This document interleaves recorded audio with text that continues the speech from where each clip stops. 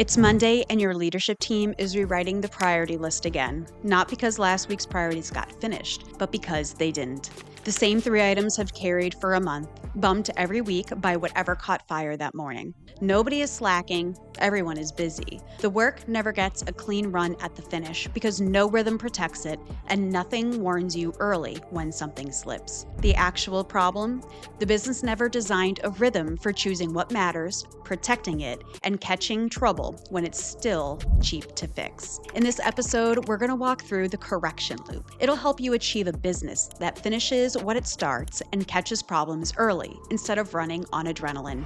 Hi, I'm Summer, founder of Driven Connection, and we eliminate inefficiencies that stunt growth. So what's an operating rhythm? It's the set beat at which your business plans, reviews, and corrects course, then does it again. That repeating cycle is a feedback loop. It's how a thermostat holds a room steady, comparing where you are to where you want to be and correcting the small steps before the room gets uncomfortable. Donatella Meadows taught that delays in a feedback loop are what make a system overshoot and swing. What matters isn't how hard to push, it's the length of delay compared to how fast things actually change. Apply that to your company. If your market, your pipeline, and your team shift week to week, but you only review the numbers once a month, the loop is too slow by design. You don't see the drift until it's already expensive, and the chaos you're feeling is a feedback loop that was never tuned to the speed of your business. Let me show you what that looks like in practice. A few years ago, I came into a supply chain company that was moving fast. 20 teams, technical and non-technical,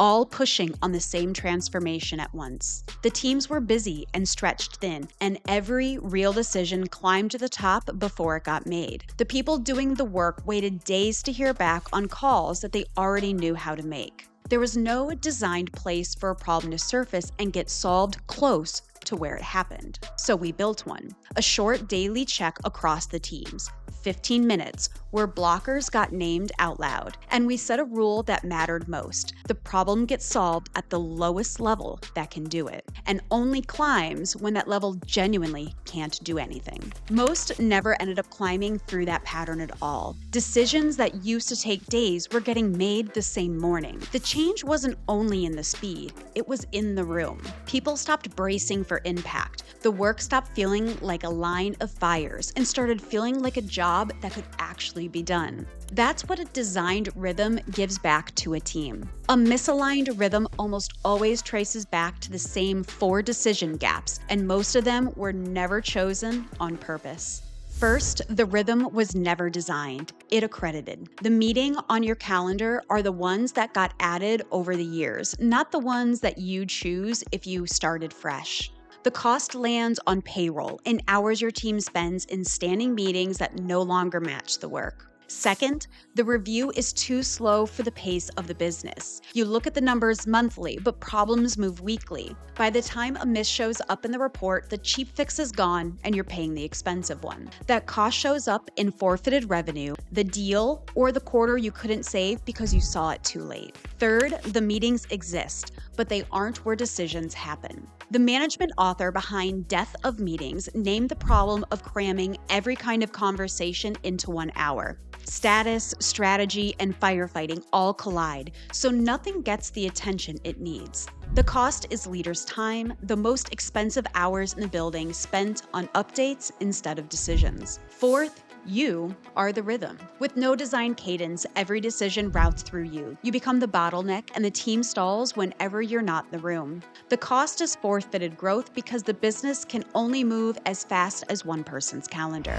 Notice the through line. None of these is people failing at their jobs. Each one is a rhythm nobody designed, and design is something you can fix. Here's the highest leverage move, and it isn't adding a meeting. It's matching each loop to the speed of which it watches and deciding at the right level. That's the reason firefighting becomes the whole job. Nelson Repenning, who studies operations at the Massachusetts Institute of Technology's Sloan School of Management, found a trap that catches a good team. When you're slammed, you spend a day patching problems you already have with duct tape and band-aids, and then never get to the preventative work that would stop the next one. So the fires keep coming, which keeps you patching, and the loop feeds itself and it points down. The way out is design the loop on purpose. Take each thing you review, the pipeline, the cache, the project plan, and set its cadence to how fast it actually moves. Something that changes weekly gets reviewed weekly, not a monthly meeting where it's already too late. Then decide where each problem gets solved. Most get solved by the person closest to the work the same day. A problem only climbs to you when the level below genuinely can't make the call. That's the whole shift. You stop reacting to whatever's loud and you start running the rhythm that surfaces the right problem at the right level early enough to fix it cheap. Let me show you two companies that ran on designed rhythm at very different sizes. The first is Intel. Andy Grove, who helped Intel and wrote the management classic High Output Management, ran the company on a discipline most leaders treat as overhead. He held regular operation reviews on a set schedule where teams brought their numbers and their problems into the same room. To Grove, the meeting wasn't break from work. It was the medium the work happened through. That rhythm is what let the company that complex keep correcting course before small misses turned into big ones. The turning point was a change of mind. He stopped seeing the review as a cost and started treating it as an engine. The second is much smaller. A team of economists led by Nicholas Bloom at Stanford ran a field experiment with mid-sized textile manufacturers in India. Half the factories got help installing basic management practices, regular review meetings, system tracking, and a standing rhythm for catching defects and problems early. The other half kept running the way they always had. The turning point came when problems started getting caught in the weekly review instead of at the end of the line. Within a year, the factories with a designed rhythm raised productivity by 17%. One company worth billions, one running a factory floor. Same lesson, both started with the same decision. Design the rhythm instead of reacting without one. Here's how to do that in your business starting this week. The method is called the correction loop, and you can build the first version this week. Most of it is mechanical. List your loops, set their timing. The part that trips leaders up is step 3, which is handling real decisions to level below them. It feels like losing control, but it's the opposite. It's what gets you out of the bottleneck and lets the business catch problems early, which is exactly what we promised at the top of the episode. Step 1, map the loops you already run. List every reoccurring meeting and review, the Monday team huddle, the monthly finance check, the standing client calls, and next to each one, write what it's there to catch. And if something went wrong there, is that what we'd see?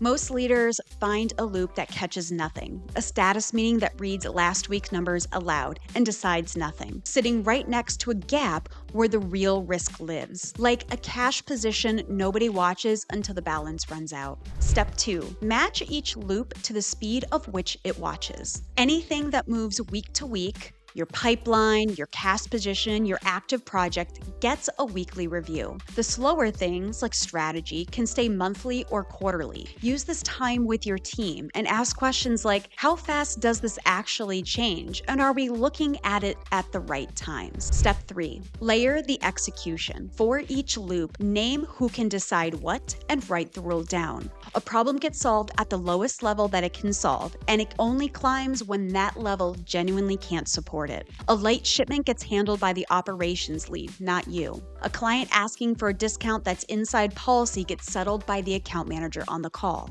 Only the pricing exception that breaks the model climbs to your desk. This is what keeps decisions off your calendar and keeps the team moving when you're not in the room. Step 4, give every loop one owner and put the rhythm in writing. The owner runs it the same day, same time. Then set a reminder to revisit the whole design every quarter, because the right rhythm at your size today might be the wrong one a year from now.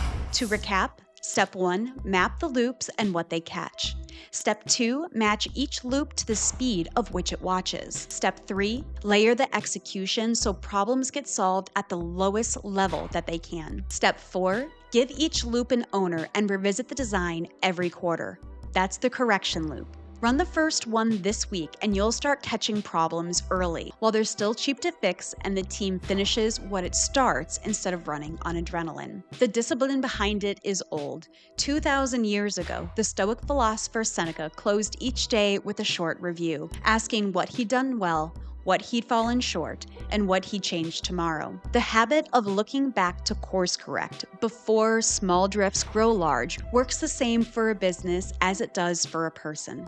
You're learning, you're growing, and you're building a system-led operation where problems surface early and your team course corrects them without waiting on you. Each episode names a different pattern. Subscribe so the next one finds you. I'm your host, Summer Ames Prodan. We'll fix another inefficiency on the next episode of Driven Growth.